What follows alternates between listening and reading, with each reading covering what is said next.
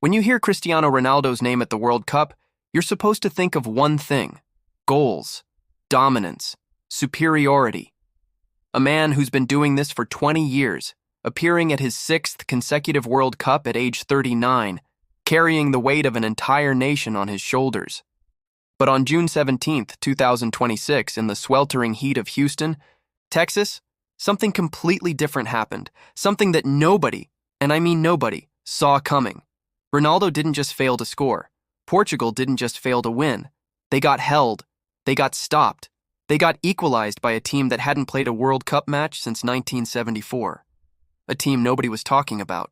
A team that, according to every metric, had no business being on the same field as one of Europe's most talented squads. But here's where it gets interesting. Here's where the real story begins. Portugal came into this match with every advantage imaginable. They had the pedigree. They had the experience. They had Cristiano Ronaldo. They had possession.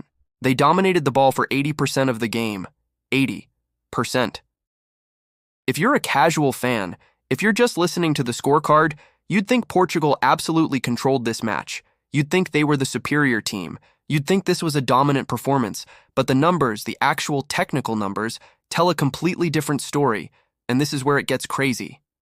DR Congo, the team that everyone expected to be completely overrun, actually had the better expected goals. 0.49 to 0.07. That's not even close. That's a chasm. That's saying, yes, Portugal had the ball 90% of the time, but when Congo actually had the ball, they made it count. They created danger. They created actual goal-scoring opportunities. This is the first thing you need to understand. This is the crack in the foundation that explains everything. Yoane Wissa gave Portugal the lead in the 5th minute. Early goal. Classic. A header off a cross, a clean finish. Exactly what you expect from a well-organized European side. Portugal had done their job. They came out sharp. They pressed. They attacked. They had an answer to the occasion. And for 40 minutes, it looked like this was going to be a straightforward afternoon. Neves' goal should have been the start of a cascade. One goal should have led to another. Confidence should have snowballed. Pressure should have intensified. But it didn't. And that's the second thing that's crucial to understand about this match. Because while Portugal was passing the ball around, while they were controlling possession, while they were doing everything a dominant team is supposed to do, DR Congo was watching, learning, waiting, building their own narrative underneath the surface. You have to understand where DR Congo was coming from. These players, many of them, they grew up knowing that their country didn't belong at the World Cup. Their last World Cup appearance was in 1974. That's 52 years ago. These aren't just international footballers playing a match. These are men who are representing their entire nation's dreams, playing in a tournament their country hadn't been part of for half a century. That's not just pressure. That's history. That's legacy. That's destiny compressed into 90 minutes of football.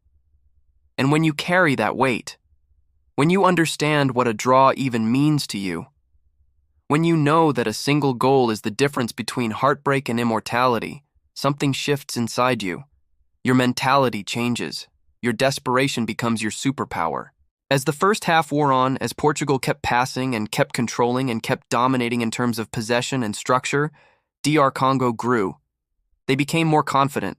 They started to believe. They started to think, we can do this. We can actually stand up to these guys. Cedric Bakambu, one of their most experienced attacking players, started to sense opportunities. Yoane Wissa, their number 20, started to position himself better. The midfield started to anticipate where the ball was going. And then, in the 45th minute, in what is arguably one of the most dramatic moments in World Cup history, DR Congo got their chance. A corner, a set piece. The kind of moment where the underdog gets an opening. The kind of moment where destiny can shift in seconds. The ball comes in. There's chaos in the box. There's bodies everywhere. There's the scramble that defines these moments. And then, Yoane Wissa, a header, into the back of the net. 1-1. 1-1, tied. The score is level. But more than that, something psychological happened. Something fundamental shifted. This wasn't just an equalization. This was DR Congo's first ever goal at a World Cup. Think about that for a moment. 52 years. 52 years of absence. And when they come back, when they finally return to the world stage, their first act is to score against Portugal, against Ronaldo, against one of the strongest teams in the tournament. This wasn't just a goal. This was vindication. This was arrival. This was, we belong here. Ronaldo played all 90 minutes, and if you watched those 90 minutes, you saw a man progressively more frustrated, more desperate, more human. Because the thing about Ronaldo is that he's built his entire legacy on control, on dominance, on making things happen when the pressure is highest, on delivering in the moment that matters. But on this day, even with 80% of the possession, even with all the structure and organization Portugal could bring, even with one of the greatest attacking midfielders in football orchestrating play, it wasn't enough. And you could see it in his face. Every missed chance, every pass that didn't find him, every moment where the ball didn't fall exactly how he needed it to, the frustration was building, the desperation was mounting.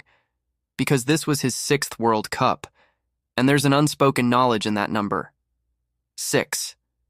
There might not be a 7th. Portugal had chance after chance in the second half.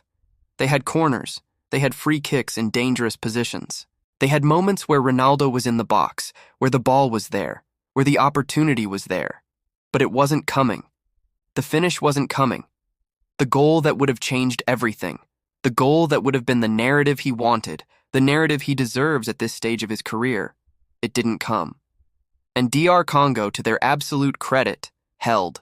They defended. They organized. They made Portugal earn every single inch of ground. Bakambu had a chance on the counter late in the game, hitting it high over the bar. The desperation works both ways. Both teams wanted this. Both teams needed this. But neither team got the win. Here's what makes this genuinely shocking. Here's what makes this one of the most interesting results of the tournament so far. Because technically, statistically, analytically, Portugal was the better team. They had better possession. They had better structure. They had better players on the pitch. They had Ronaldo. But they didn't have the better result. They got a draw at home in a match they were supposed to dominate against a team that hadn't played in more than half a century. And the reason is simple. Football isn't just about talent. It's not just about possession. It's not just about structure and organization. It's also about desire. It's about what you're fighting for. It's about what winning means to you. And for DR Congo, 1 point, just 1 point, it means immortality. It means they're not the footnote. They're not the team that came back after 52 years and got destroyed. They're the team that came back and stood their ground. They're the team that scored a goal. They're the team that earned respect. The yellow cards started coming late in the game. Nelson Semedo in the 88th minute, Thiago Araujo in the 90th. The physical intensity ramped up, the desperation intensified. Portugal threw everything at this. They had corner after corner in the dying moments, Bruno Fernandes taking them, looking for that magic moment, that final chance to make Ronaldo the hero. But it didn't come. And when that final whistle blew, when the match ended 1-1, something profound happened. Because this wasn't just a disappointing result for Portugal. This was a seismic moment for DR Congo. This was the moment they announced themselves. This was the moment they said, we can compete. We can stand with the best. We belong here.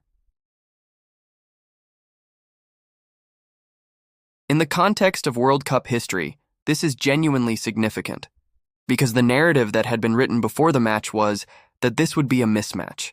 This would be a lesson. This would be Portugal showing the world why they're one of the tournament favorites. But instead, what we got was a reminder that the World Cup is the one place where anything can happen, where possession doesn't guarantee victory, where experience doesn't always translate to dominance, where the hunger of a nation that's been waiting 52 years can match and perhaps even exceed the talent of a European powerhouse. Ronaldo didn't get his moment. He didn't get to be the one who carried Portugal to 3 points. Instead, he got a draw. He got frustration. He got a reminder that even at this level, even with his talent, even with his experience, there are forces at play that he can't control. And that's not a failure. That's just football. That's just the beautiful game doing what it does best, reminding us that nothing is guaranteed and everything is possible. This match will be remembered as the day DR Congo arrived, not as the day they beat Portugal. Not as the day they knocked out a giant, but as the day they showed the world that they deserved to be here, that they could stand firm, that they could compete. And for Ronaldo, for Portugal, it's a message too. A message that the road to the World Cup trophy is harder than anyone anticipated. That every team, no matter where they come from, no matter how long they've been away, can be dangerous when they're desperate enough. This is why we watch. This is why the World Cup matters. Because in the space of 90 minutes, entire narratives can shift. Entire nations can announce themselves. And even the greatest players in the world can be reminded that they don't control everything. They never did. They never will.